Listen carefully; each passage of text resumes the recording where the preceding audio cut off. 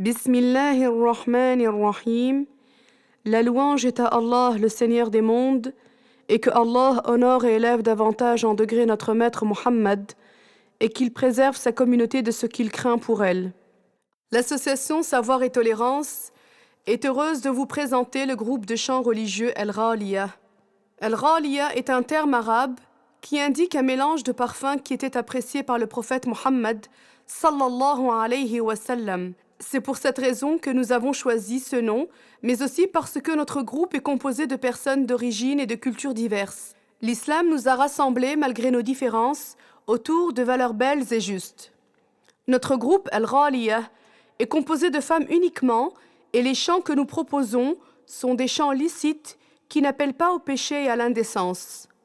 Au contraire, ce sont des chants qui rappellent l'au-delà et qui ont pour but de toucher les cœurs en transmettant les préceptes de notre religion, tout en étant fidèles à ce que Allah a révélé.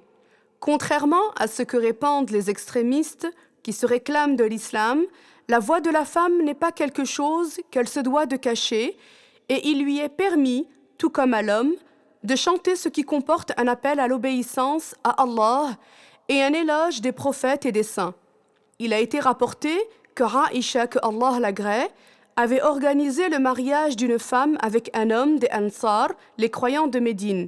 At-Tabarani rapporte d'après Hisham ibn Urwa, d'après son père Urwa ibn Zubayr, d'après Aïcha, que le messager de Allah a dit à Aïcha ce qui a pour sens: avez-vous envoyé avec cette femme qui allait se marier des femmes qui jouent du douf et qui chantent? Et Aïcha a demandé: que dirait-elle? Et le prophète lui a indiqué ce que chantaient les gens lors de mariage à cette époque-là.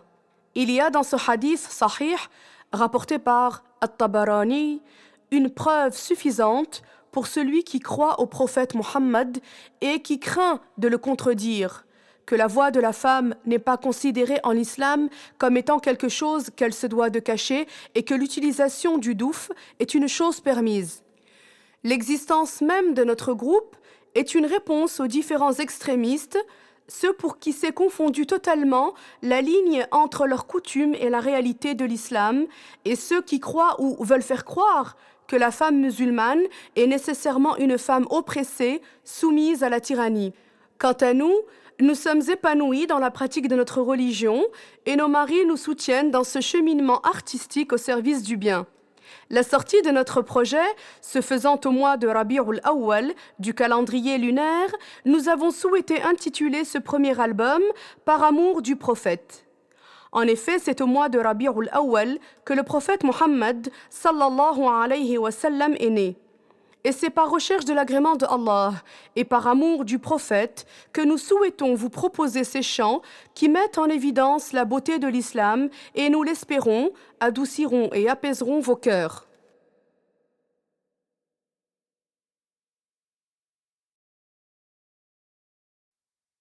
Quand mes espoirs sont enneigés, mon cœur réclame le messager, puisse ces mots voyager vers toi, Ahmed, le bien-aimé. Quand mes espoirs sont enneigés, mon cœur réclame le messager, puisse ces mots voyager vers toi, Ahmed, le bien-aimé. Mon cœur réclame ta présence, tandis que mon âme regrette ton absence.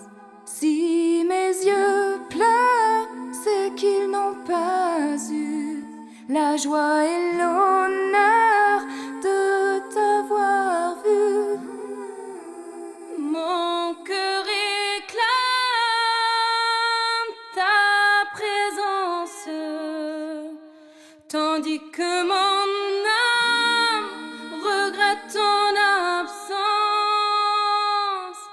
Si mes yeux pleurent, c'est qu'ils n'ont pas eu la joie et l'eau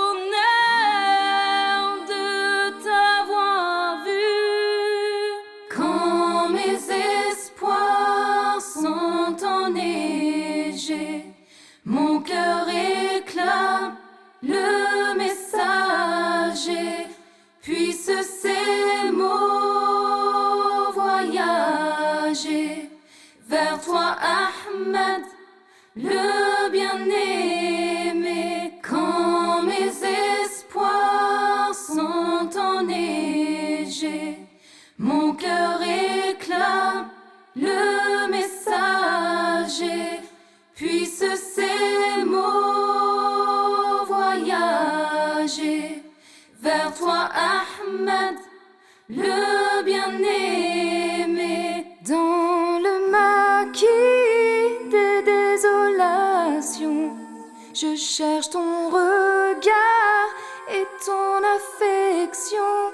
J'aimerais blottir mes sentiments contre les draps blancs de ta compassion. Quand mes espoirs sont enneigés, mon cœur réclame le messager. Puisse ces mots voyager vers toi, Ahmed, le bien-aimé. Dieu seul mérite d'être adoré. Il est le seul qui puisse créer. Mais rien ne nous empêche d'aimer celui que Dieu lui-même a honoré. D'amour mes vers sont embaumés, malgré l'hiver des cœurs embrumés. Il est le joyau de la guidée, l'étincelant diamant de la piété.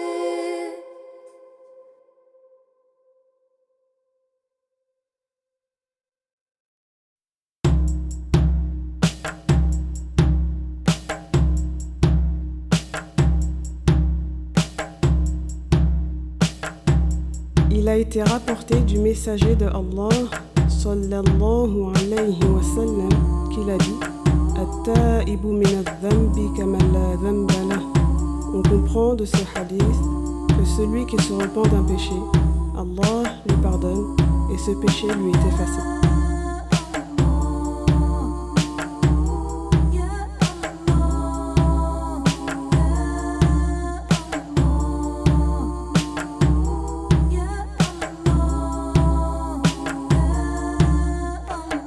Si tu te sens écrasé, alourdi par tes excès, repens-toi pour tes péchés, sans jamais désespérer.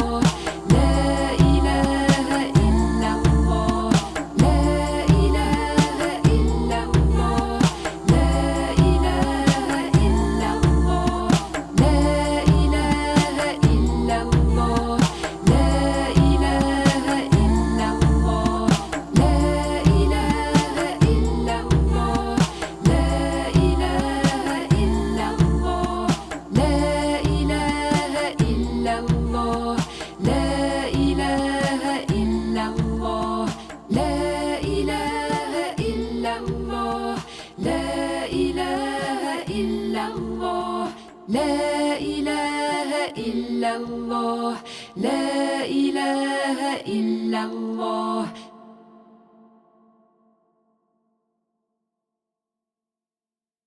Bismillahirrahmanirrahim. La louange est à Allah, le Seigneur des mondes, et que Allah honore et élève davantage en degré notre maître Muhammad, et qu'il préserve sa communauté de ce qu'il craint pour elle. Allah Ta'ala dit au sujet des prophètes « Wa kullan faddalna ala al-alamin » c'est-à-dire « Et nous leur avons accordé à tous un mérite plus élevé que le reste des mondes. » Sachez donc, mes frères et sœurs, que les prophètes sont les meilleurs de la création de Allah et que n'importe lequel d'entre eux est meilleur que n'importe quel saint, pieux ou savant. Les prophètes sont croyants et ne remettent jamais en doute la foi en Allah. Ils ne mentent pas, ne commettent pas de grands péchés tels que l'adultère ou le vol et ne font même pas de petits péchés qui indiqueraient une bassesse. Ils sont tous beaux, possédant un joli visage et une belle voix. Les prophètes sont ceux que Allah agrée le plus, et ils sont donc ceux que Allah éprouve le plus. Malgré cela, Allah les préserve des épreuves qui contrediraient la raison de leur envoi, à savoir attirer les gens vers l'adoration de Allah uniquement. Ainsi, il ne leur arrive pas d'être atteints d'une maladie qui repousserait les gens, comme d'avoir des vers qui sortiraient de leur corps. Cela n'arrive pas à un prophète. Les musulmans aiment, respectent et honorent chacun des prophètes de Dieu. Les meilleurs d'entre eux sont ces 5 évoqués dans le Coran, qu'on appelle Ulul Azm, Ibrahim, Abraham, Moussa, Moïse, Aïssa, Jésus, Nuh, Noé et Muhammad. Le prophète Muhammad était arabe et son père s'appelait Abdullah. Son ascendance remonte jusqu'au prophète Ibrahim, Abraham, que Allah l'élève davantage en degrés. Allah Ta'ala a accordé au prophète Muhammad un mérite et un honneur particuliers. Il a guidé par lui les Arabes et les non-Arabes à travers le monde entier vers la sérénité de la foi et l'apaisement que l'on trouve dans l'obéissance à Allah. C'est lui qui nous a enseigné l'excellence de comportement, qui nous a recommandé la bienfaisance envers la mère et le père, le maintien des liens avec les proches parents et la préservation des droits du voisin. C'est lui qui nous a montré les bienfaits de la modestie et de l'ascétisme, qui est le non-attachement à ce bas monde et qui nous a mis en garde contre l'orgueil, l'envie et l'animosité. C'est également lui qui nous a enseigné comment adorer Allah, comment prier et jeûner. Pour tout cela, nous lui accordons une place particulière dans nos cœurs et aimons citer les choses étonnantes qui sont arrivées lors de sa naissance honorée. Lorsque Amina, sa mère, était enceinte du messager de Allah, sallallahu alayhi wa sallam, elle voyait les oiseaux l'entourer par glorification pour celui qu'elle portait en elle.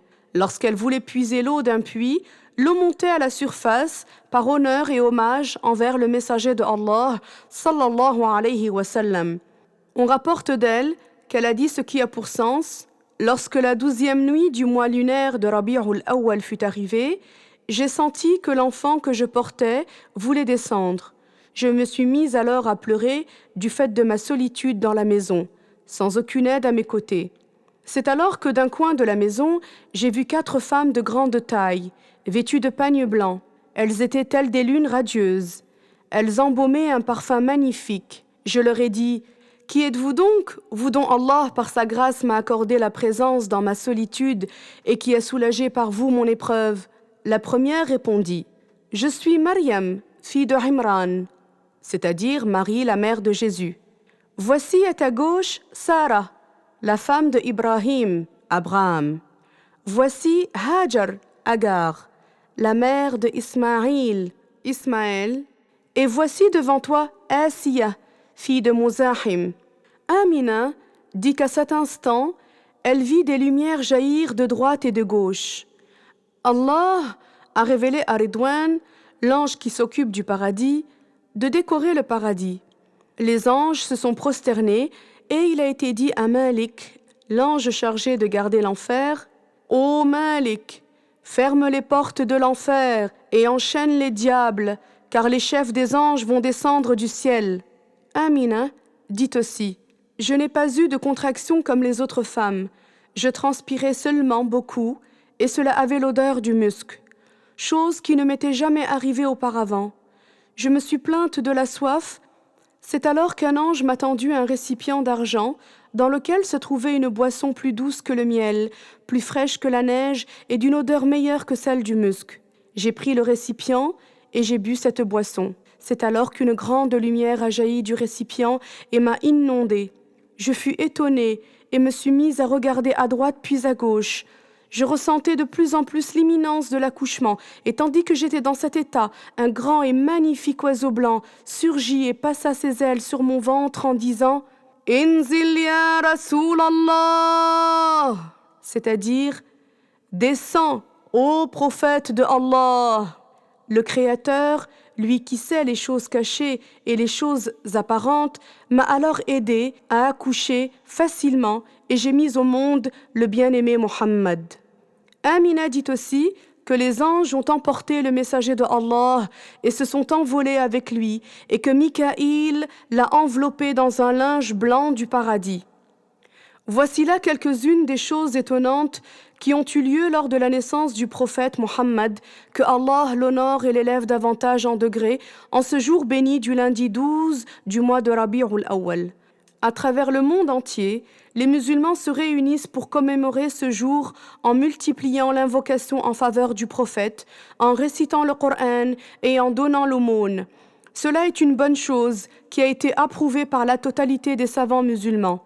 Cette commémoration de la naissance du prophète Mohammed a été innovée par le roi Al-Muzaffar il y a plus de 800 ans.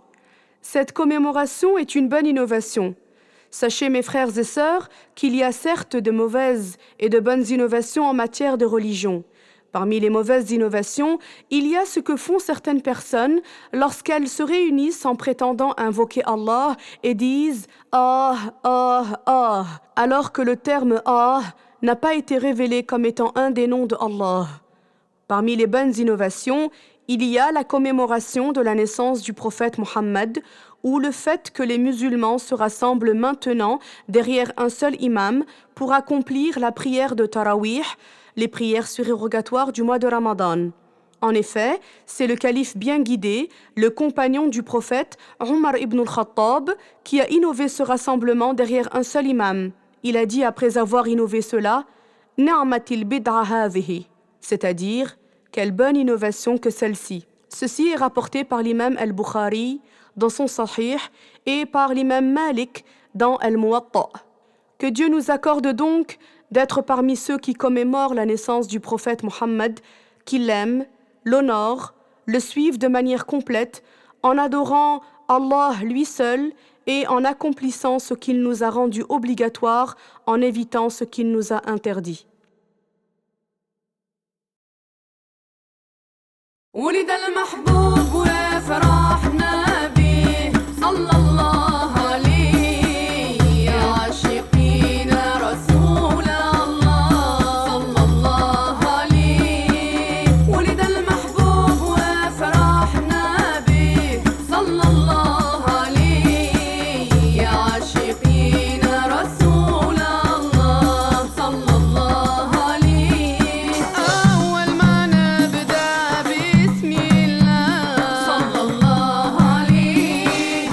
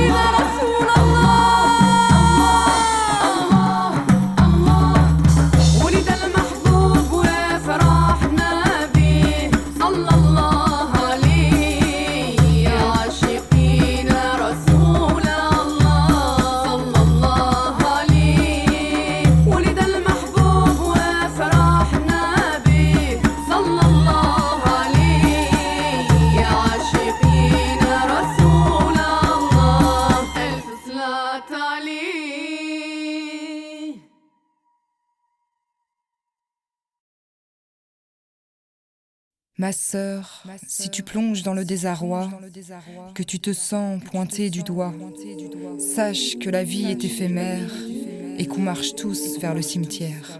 Si tu plonges dans le désarroi, que tu te sens pointé du doigt, sache que la vie est éphémère et qu'on marche tous vers le cimetière. Ma sœur, si tu plonges dans le désarroi, que tu te sens pointé du doigt, sache que la vie est éphémère et qu'on marche tous vers le cimetière.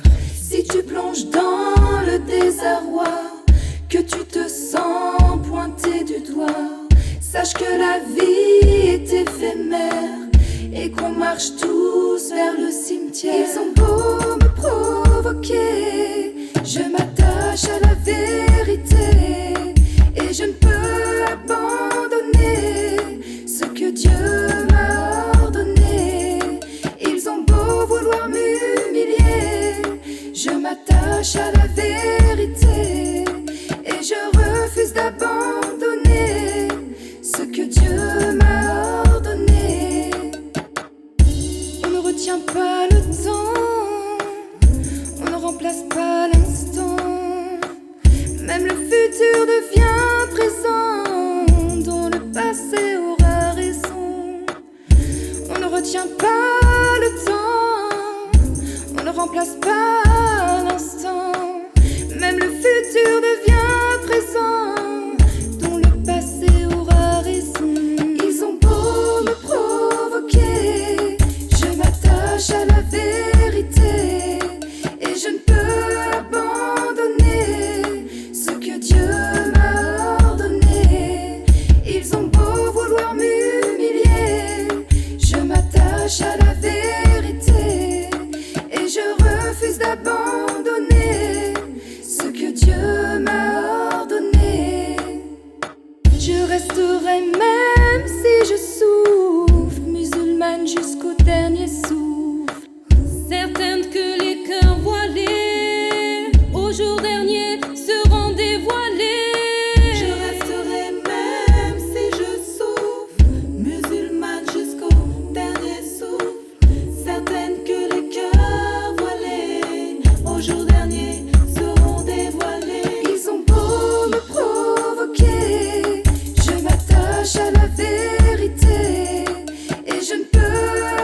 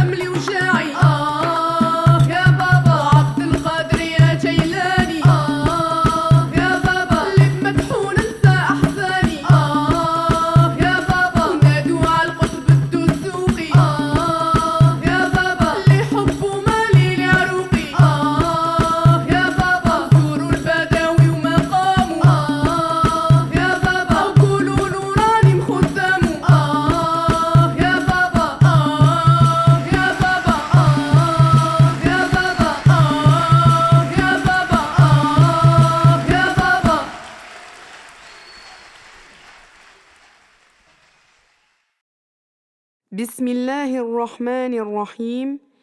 La louange est à Allah, le Seigneur des mondes, et que Allah honore et élève davantage en degré notre maître Muhammad, et qu'il préserve sa communauté de ce qu'il craint pour elle. Il a été rapporté du messager de Allah, sallallahu alayhi wa sallam, أكثر خطايا ابن آدم من لسانه, c'est-à-dire la plupart des péchés du fils de Adam proviennent de sa langue, rapporté par At-Tabarani. Sachez, mes frères et sœurs, que Allah nous fasse miséricorde, que beaucoup de gens entreront en enfer à cause de ce qu'ils ont dit.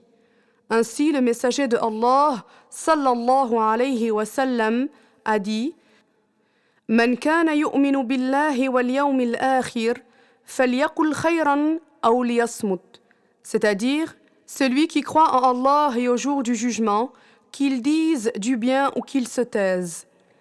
Il est donc préférable pour le musulman de garder le long silence et de ne le rompre que s'il y a un intérêt en cela, comme pour interdire à quelqu'un de faire un mal. Il y a pour le musulman une protection de sa religion dans le fait de garder le long silence. Allah Ta'ala dit « Ma yalfizu min qawlin illa ladayhi raqibun atid » c'est-à-dire pas une parole qu'il ne prononce sans qu'il ait auprès de lui Raqib et Atid dans Surat Qaf, ayah 18. Ces deux anges, Raqib et Atid, notent tout ce que dit l'être humain. Allah sait ce que dit une personne durant sa vie, car c'est lui qui lui crée la capacité de prononcer chacune de ses paroles. Or ce livre, que les deux anges écrivent durant la vie de l'être humain, sera une preuve en sa faveur ou une preuve contre lui au jour du jugement. Il ne pourra pas nier avoir prononcé ces paroles. Il y a dans les paroles que disent les gens ce qui est un petit péché, ce qui est un grand péché ou ce qui est une contradiction de l'islam, c'est-à-dire de la mécréance, comme le fait d'insulter Dieu, un prophète quel qu'il soit, ou se moquer de l'islam. Celui qui commet de la mécréance, même pour plaisanter, n'est pas considéré musulman selon le jugement de Allah et il doit revenir à l'islam en prononçant les deux témoignages. Il prononce les deux témoignages avec l'intention de revenir à l'islam et en abandonnant ce qui l'a fait sortir de l'islam. Les deux témoignages sont en arabe « Ashhadu an la ilaha illallah wa ashhadu anna Muhammadar Rasulullah » Mais s'il les prononce en français pour redevenir musulman, ou devenir musulman alors qu'il ne l'était pas avant, en disant par exemple « Je témoigne qu'il n'est de Dieu que Dieu et je témoigne que Muhammad est le messager de Dieu », cela est valable. Le fait que celui qui a contredit l'islam n'est plus musulman, même s'il a prétendu plaisanter, on le comprend de la parole de Allah « وَلَئِن سَأَلْتَهُمْ لَيَقُولُنَّ إِنَّمَا كُنَّا نَخُوضُ وَنَلْعَبُ قُلْ أَبِاللَّهِ وَآيَاتِهِ وَرَسُولِهِ كُنتُمْ تَسْتَهْزِئُونَ لَا تَعْتَذِرُوا قَدْ كَفَرْتُمْ بَعْدَ إِيمَانِكُمْ » C'est-à-dire, et si tu les interroges, ils te diront « Nous ne faisions que discuter et plaisanter. » Dis, est-ce de Allah, de ses ayahs et de son messager que vous vous moquiez? Ne vous cherchez pas d'excuses, vous êtes devenus mécréants après avoir été croyants. Surat At-Tawbah, ayah 65-66. Parmi les paroles qui font chuter les gens dans le péché et détruisent les liens entre les musulmans, il y a les paroles qui contiennent de la médisance. La médisance, c'est le fait de mentionner ton frère ou ta sœur par quelque chose qui est réellement en lui ou en elle, mais qui lui déplaît, comme dire à son sujet, alors qu'il ne l'accepte pas, un tel est gros, ou une telle sa maison est sale, ou une telle ne sait pas se tenir. Même si cela est vrai, du moment que cela lui déplaît, ceci est interdit. Pourtant, Allah a fait que les paroles qui contiennent du bien soient nombreuses et les portes qui donnent vers de grandes récompenses faciles d'accès. Il a été rapporté du messager de Allah, sallallahu alayhi wa sallam, qu'il a dit « Allahumma rzuqna qalban khashi'an wa lisanan zakira » c'est-à-dire « Ô Allah, accorde-nous un cœur qui te craint et une langue qui t'évoque.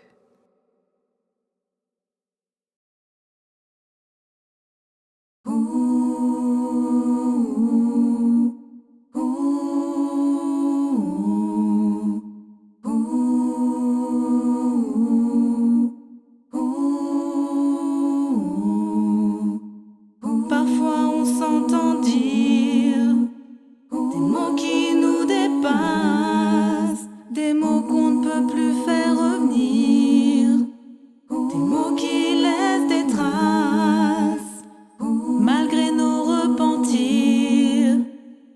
L'amitié s'efface, et quand l'amour se retire, l'animosité le remplace. À parler les uns sur les autres, on détruit nos liens, les uns contre les autres, l'harmonie s'éteint. À trop parler, on se met en danger. À trop parler, on se met en danger. À trop parler, on se met en danger. À trop parler, on se met en danger. On se surprend à prononcer des mots qui trahissent nos excès. On dit à ceux qu'on a offensés qu'ils ont dépassé nos pensées. Mais on sait qu'en réalité, si nos mots manquent de piété, alors nos cœurs manquent de piété envers celui qui nous a créés. À parler les uns sur les autres, on détruit nos liens, les uns contre les autres, l'harmonie s'éteint. À trop parler, on se met en danger. À trop parler, on se met en danger.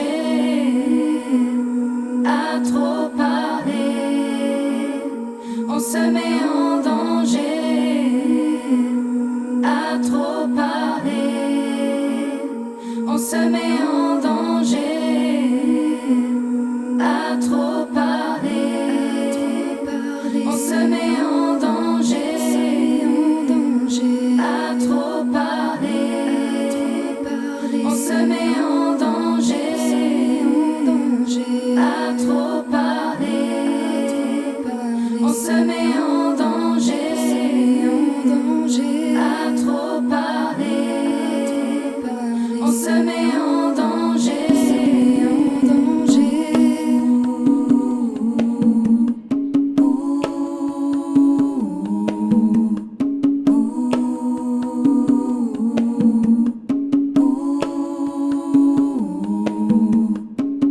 Si nous parlions peu, si nous parlions moins, si nous étions silencieux, sauf pour dire du bien. Si nous parlions si nous parlions jamais, si nous étions silencieux, on se met en danger. À trop parler, on se met en danger. Si nous étions silencieux, on se met en danger.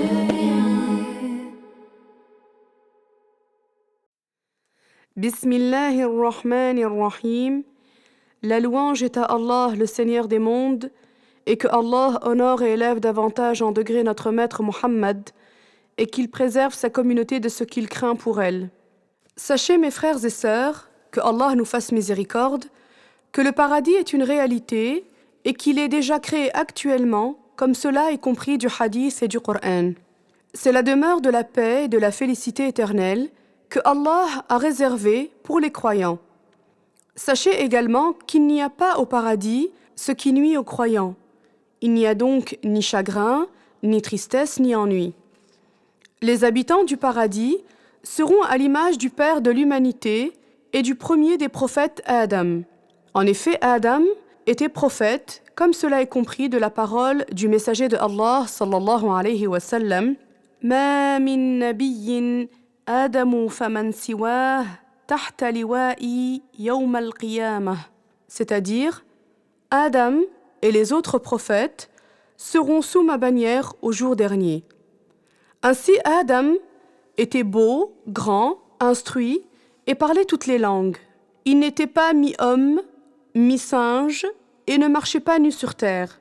Les gens au paradis seront tous beaux et auront l'apparence de celui qui a l'âge de 33 ans. Les gens au paradis se reconnaissent les uns les autres. Ainsi, les croyants qui se sont aimés dans ce bas monde peuvent se visiter. Tous les gens au paradis auront de beaux caractères et ne ressentiront ni envie ni jalousie. Allah a fait qu'il y a au paradis des lits surélevés qui sont des moyens de locomotion. Notre Seigneur dit dans le Coran honoré « Fiha sururum marfu'a », c'est-à-dire « Il comporte des lits surélevés ». Surat al-Ghashiyah, ayat 13. Il a été rapporté dans leur description que ces lits sont ornés de perles précieuses et que leurs montants sont en or. Ils restent élevés tant que celui qui veut y prendre place n'est pas venu. S'il s'en approche, ce lit s'abaisse pour lui, il s'assoit dessus et il se relève alors. Si la personne souhaite voir quelqu'un au paradis, ce lit l'emporte et vole avec elle dans le paradis par la toute-puissance de Allah jusqu'à arriver face au lit de cette autre personne. Il s'assoit face à face et discute, puis son lit la ramène où elle était. Telle est la signification de la parole de Allah Ta'ala « Ala sururim mutaqabilin » c'est-à-dire sur des lits face à face. Surat As-Saffat, ayat 44. Et s'il y avait en son frère ou en sa sœur un défaut dans la vie d'ici-bas qui lui déplaisait, ce défaut ne sera plus en lui au paradis. Allah existe sans début et il est le créateur du paradis. Allah n'habite pas dans le paradis ni dans le ciel, mais lorsque les croyants seront au paradis, Allah leur permet de le voir sans que cela signifie que Allah lui-même se trouve dans le paradis. Ainsi, les croyants qui seront au paradis verront Allah et c'est la plus éminente des grâces qui leur sera accordée au paradis. Allah Ta'ala dit وجوه يومئذ ناظرة إلى ربها ناظرة, c'est-à-dire des visages ce jour-là seront resplendissants de bonheur. Ils verront leur Seigneur. Surat Al-Qiyamah, ayat 22-23. Ils le verront et il n'y a pas quelque chose que les gens du paradis aimeront davantage que de voir Allah. Ils le verront, mais pas comme sont vues les créatures. En effet, lorsque nous voyons une créature, elle se trouve dans l'une des 6 directions, c'est-à-dire qu'elle est soit devant nous, soit derrière nous, ou à notre gauche ou à notre droite, au-dessus ou en dessous de nous. Quant à Allah, il existe avant les cieux et la terre et avant les 6 directions. Il n'est donc pas concerné par le fait d'être dans une direction quelconque. Ainsi, les croyants le verront quand ils seront au paradis, sans que Allah lui-même soit au paradis et sans qu'il soit devant eux ou derrière eux ou à leur gauche ou à leur droite ou au-dessus ou en dessous d'eux et sans qu'il soit proche ou distant. L'existence de Allah n'a aucune ressemblance avec l'existence des créatures. Allah Ta'ala dit à son propre sujet « Walam yakul lahu kufuwan ahad » c'est-à-dire « et il n'a aucun équivalent ». Que Allah nous accorde de mourir sur la croyance qu'il n'a aucune ressemblance avec ses créatures et aucun équivalent, et qu'il nous fasse entrer dans le paradis honoré parmi les premiers.